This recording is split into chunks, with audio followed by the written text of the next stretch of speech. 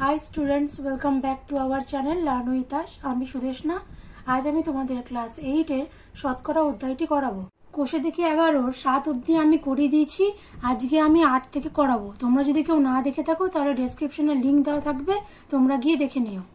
দেখো 8-এরটা কি বলছে। সাধারণত বায়ুতে নাইট্রোজেন, অক্সিজেন ও কার্বন ডাইঅক্সাইড গ্যাসের পরিমাণ যথাক্রমে 75.6%, 23.04% ও 1.36%। 25 লিটার বায়ুতে কোন গ্যাস কতটুকু আছে হিসাব করে লিখি। দেখো তাহলে কি বলেছে, মোট বায়ুর পরিমাণ কত? 25 লিটার। তাহলে লিখি মোট বায়ুর পরিমাণ সমান হচ্ছে 25 লিটার। তাহলে নাইট্রোজেনের পরিমাণ কত হবে? অতএব নাইট্রোজেন এর পরিমাণ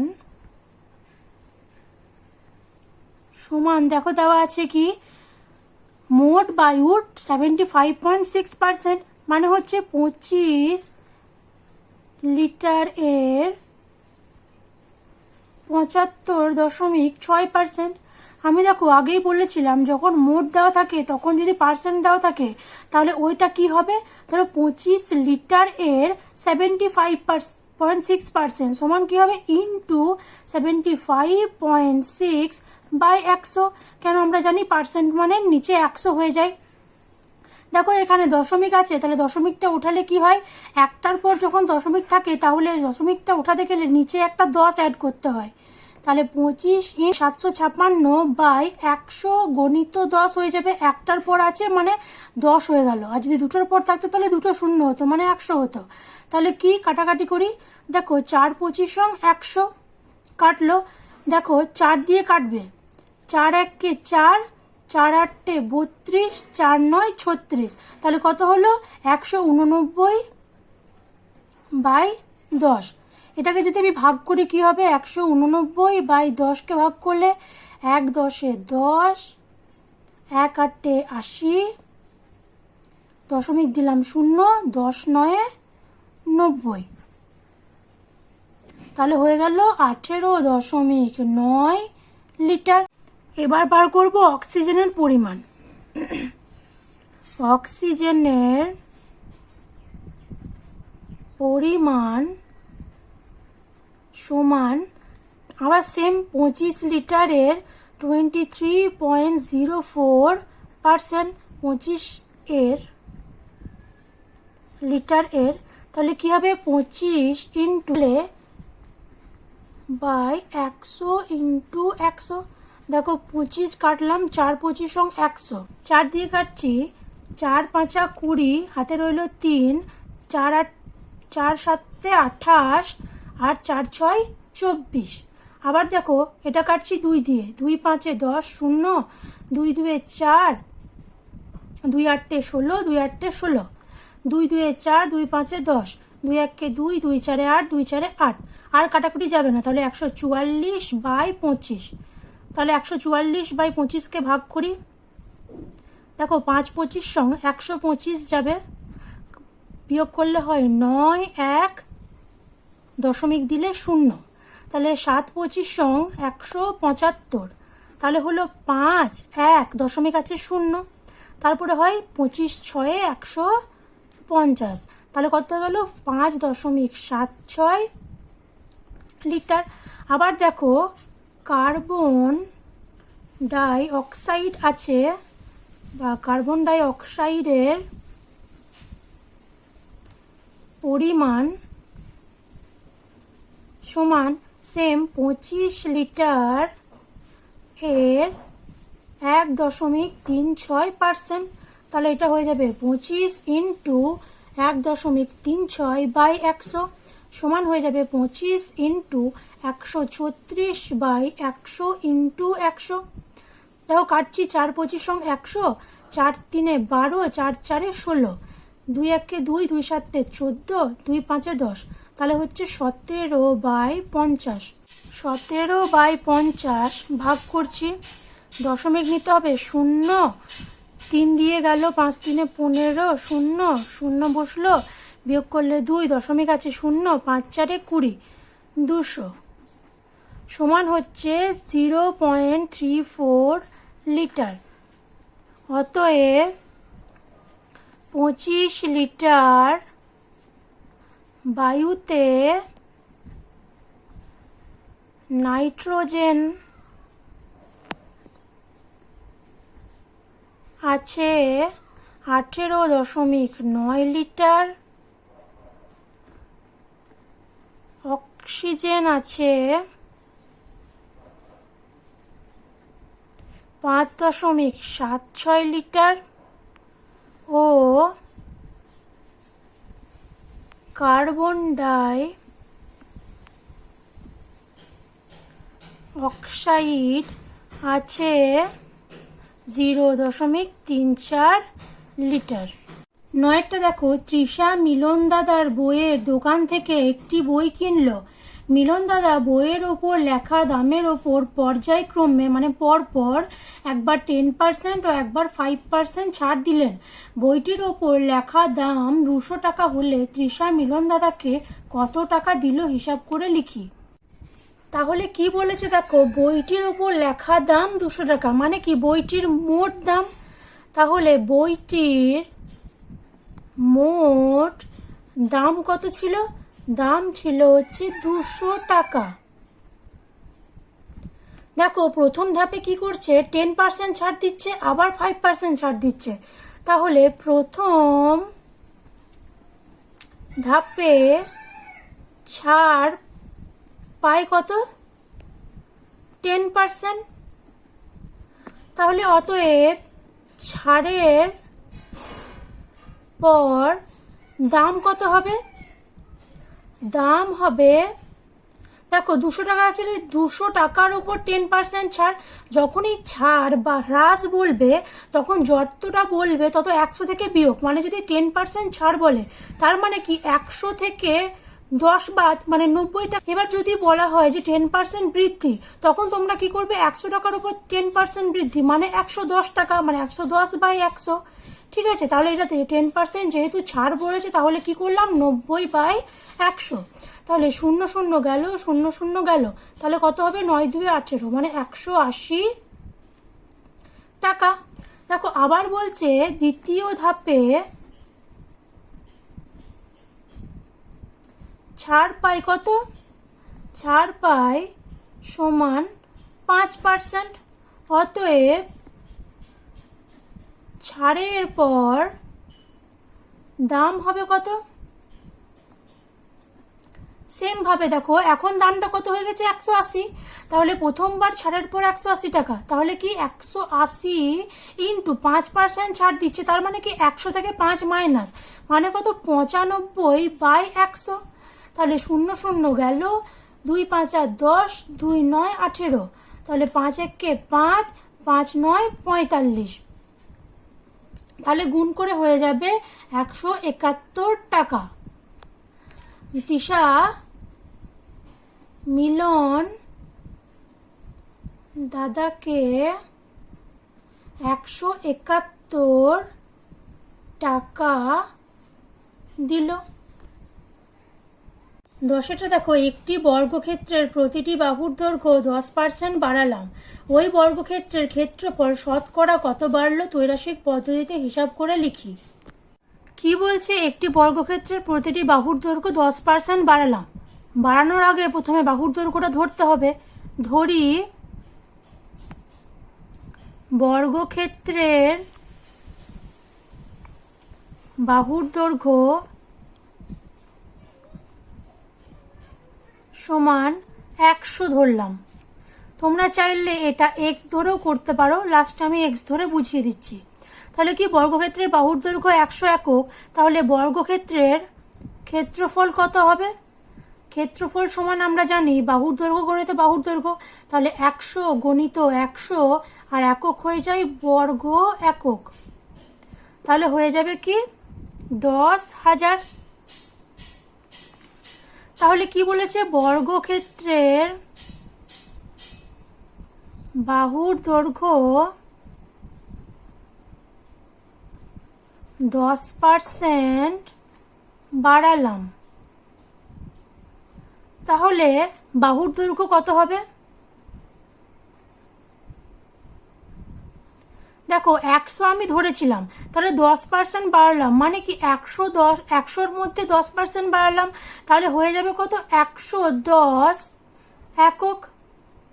তাহলে সেক্ষেত্রে ক্ষেত্রফল কত হয়ে যাবে? ক্ষেত্রফল সমান হয়ে যাবে 110 গণিত 110। 11 11 হয় 121, পাশে দুটো শূন্য, বর্গ একক। আগে ক্ষেত্রফল ছিল 10,000 আর এখন ক্ষেত্রফল হচ্ছে 12,100, তাহলে ক্ষেত্রফল বৃদ্ধি পায় কত? ক্ষেত্রফল বৃদ্ধি পায় সমান কত? এখনকারটা থেকে আগেরটা মাইনাস, সমান হয়ে গেল 2100। তাহলে কি ত্রৈরাসিক পদ্ধতিতে করতে বলেছে, তাহলে আমরা ত্রৈরাসিক পদ্ধতিতে করি। তাহলে গণিতের ভাষায় সমস্যাটি হলো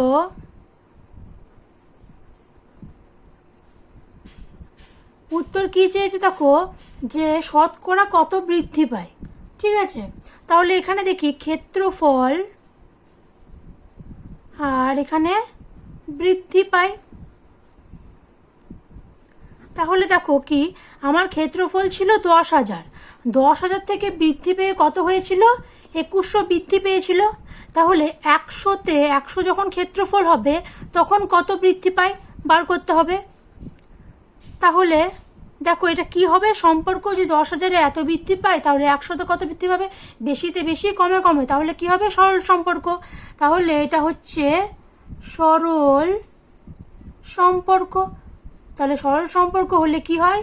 10,000 = 100 ডবল = 2100 = x, এটা ধরি x। তাহলে কি হয়ে যাবে? 10,000 × x সমান 100 × 2100। আমি ত্রৈরাশিকও করিয়ে দিয়েছি, তোমরা দেখে নিও আমার চ্যানেলে গিয়ে। তাহলে 100 × 2100/10,000 সমান কাটাকাটি করি, দুটো শূন্য দুটো শূন্য গেল, দুটো শূন্য দুটো শূন্য গেল, সমান কত হলো? 21। অতএব ওই বর্গক্ষেত্রের ক্ষেত্রফল শতকরা কারণ আমি 100 দিয়েই বার করলাম, তাহলে শতকরা 21% বৃদ্ধি পায়।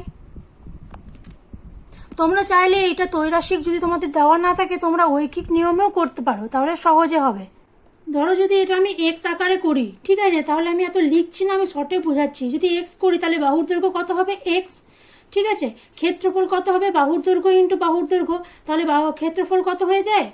দেখো ক্ষেত্রফল সমান হয়ে যায় এক্স ইন্টু এক্স সমান, তোমরা জানো x² বর্গ একক।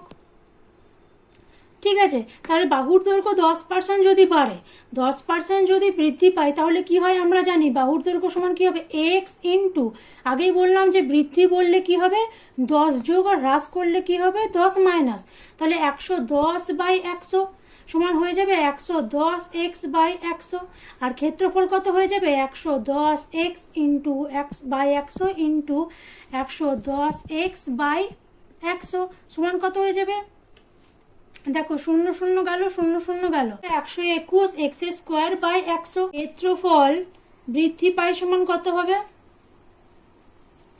বৃদ্ধি পায় সমান কত হবে? 121 x²/100 এখন হলো, আর আগে ছিল কত? শুধু x²। তাহলে বিয়োগ করলে হবে 121 x² মাইনাস 100 x², তাহলে হয়ে যাবে কি 21 x²/100। তাহলে দেখো ত্রৈরাসিক পদ্ধতিতে আমরা কি করছিলাম? ক্ষেত্রফল ছিল আর বৃদ্ধি পায়। তাহলে আমার ক্ষেত্রফল কত ছিল? দেখো x² ক্ষেত্রফল ছিল আর বৃদ্ধি পেয়ে হলো 21 x²/100। তাহলে শতকরা মানে 100তে আবার কত? সেম এটাও ধরো সরল সম্পর্ক, তাহলে হবে x² = 100 ডবল = 21 x²/100 = ? তাহলে কি হবে x square into question mark সমান 100 ইন্টু 21 এক্স স্কোয়ার বাই 100, বা কোয়েশ্চেন মার্ক সমান 100 ইন্টু 21 এক্স স্কোয়ার বাই 100। এই এক্স স্কোয়ারটা কি হয়, ওভারঅল বাই হবে, আর ওভারঅল বাই মানে কি নর্মাল বাইয়ের মতোই হয়, ইন্টু 21 এক্স স্কোয়ার বাই 100। দেখো 100 কেটে গেল, এক্স স্কোয়ার কেটে গেল, রয়ে গেল 21। তাহলে উত্তর আমার সেই 21% বৃদ্ধি পায় শতকরা। তাহলে তোমরা এক্স ভাবেও করতে পারো আর 100 ধরেও করতে পারো, যেটা তোমাদের সুবিধা হয়। 11টা দেখো, সময় মতো বিদ্যুতের বিল জমা দিলে 15% ছাড় পাওয়া যায়। সময় মতো বিল দিয়ে আমার কাকিমা 54 টাকা ছাড় পেলেন। বিদ্যুৎ বিলের পরিমাণ কত ছিল হিসাব করে লিখি। তাহলে কি বলেছে, কাকিমা ছাড় পেলেন কত, 15%। তাহলে কাকিমা ছাড় পেলেন সমান 15%। বিদ্যুতের বিলের পরিমাণ 100 টাকা। 100 টাকা, তাহলে 100 টাকাতে ছাড় পাচ্ছে কত, 15 টাকা। তাহলে দেখো 15 টাকা ছাড় পেয়েছিল 100 টাকায়।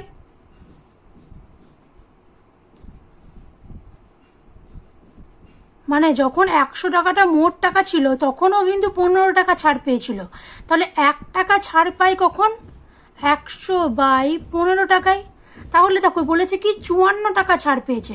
তাহলে 54 টাকা যে ছাড় পাচ্ছে সেটা মোট কত টাকায়, তাহলে 54 টাকা ছাড় পাচ্ছে কি হবে, 100 ইন্টু 54 বাই 15। তাহলে কাটাকাটি করি, 5 3 15, 5 2 10, 0, 3 1 3, 3 8 24, তাহলে 18 2 36, 360 টাকা। তাহলে 54 টাকা ছাড় পাচ্ছে কত টাকায়, 360 টাকা। 360 টাকা যখন মোট টাকা তখন 54 টাকা ছাড় পাচ্ছে। অতএব বিদ্যুতের বিলের পরিমাণ সমান 360 টাকা। তোমরা চাইলে এটা ত্রৈরাশিকেও করতে পারো। 12টা দেখো, চিনির মূল্য 20% বেড়ে গেছে, তাই চিনির মাসিক খরচ অপরিবর্তিত রাখতে চিনির মাসিক ব্যবহারের পরিমাণ শতকরা কত কম করতে হবে হিসাব করে লিখি। ধরো 100 টাকায় 100 একক চিনি পাওয়া যায়, তাহলে যখনই দামটা বেড়ে যাচ্ছে তাহলে কি 100 একক চিনি 120 টাকায় আমাকে কিনতে হবে। তাহলে কি করতে হবে, আমাকে বলছে মাসিক খরচ কমিয়ে দিতে হবে, মানে ব্যবহারটা আমাকে কমিয়ে দিতে হবে যাতে দামটা আমার সেমই থাকে। যেমন ধরি আগে 100 টাকায় 100 একক চিনি পাওয়া যেত। আমি ধরে নিলাম যে 100 টাকায় আমার 100 এককই চিনি পেতাম, ঠিক আছে। তাহলে এখন কি হচ্ছে, এখন দাম 20% বেড়ে গেছে। তাহলে 20% বেড়ে গেলে এখন কি হয়, তাহলে এখন 120 টাকায় কতটা পাওয়া যাচ্ছে, মানে 100 এককই চিনি পাওয়া যাচ্ছে, কিন্তু দামটা কি হয়ে গেছে 120, আগে যেটা ছিল 100 টাকা। তাহলে এখন 120 টাকায় 100 একক চিনি পাওয়া যায়। তাহলে দেখো 120 টাকায় চিনি পাই কত, চিনি পাই সমান 100 একক। 1 টাকায় চিনি পাই কত, 100 বাই 120 একক। আমাকে বলেছে শতকরা, তাহলে শতকরা মানে 100 টাকায় চিনি পাই কত, 100 ইন্টু 100 বাই 120 একক। তাহলে 0 0 গেল, 2 5 10, 2 6 12, 2 3 6, 2 5 10, 0, 250/3 একক। দেখো প্রশ্নতে কি বলেছে, প্রশ্নতে বলেছে যে দামটা আমি একই রাখবো, মানে আমি 100 টাকার জিনিস কিনতাম তো 100 টাকাই রাখবো, কিন্তু আমাকে পরিমাণটা কমাতে হবে। শতকরা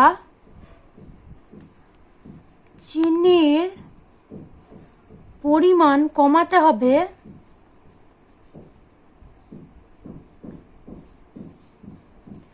আগে কিনতো কত, 100 এককই কিনতো, তাহলে এখন কি 250/3 এই এককটা কিনছে, তাহলে কতটা কমাতে হচ্ছে দাম দেখো, 3 লসাগু হচ্ছে, তাহলে 300 - 250 সমান হচ্ছে 50/3, ভাগ করলে কত হয়, 3 1 3, 3 6 18, তাহলে করি 16.23%। তাহলে অতএব চিনির মাসিক ব্যবহারের পরিমাণ শতকরা 16.23% কম করতে হবে। ভিডিওটি যদি ভালো লেগে থাকে তাহলে একটা লাইক করে দিও, বন্ধুদের সাথে শেয়ার করে দিও, এবং চ্যানেলে যদি প্রথমবার এসে থাকো তাহলে চ্যানেলটিকে সাবস্ক্রাইব করে দিও ও পাশে থাকা বেল আইকনটি প্রেস করতে ভুলো না। Thank you.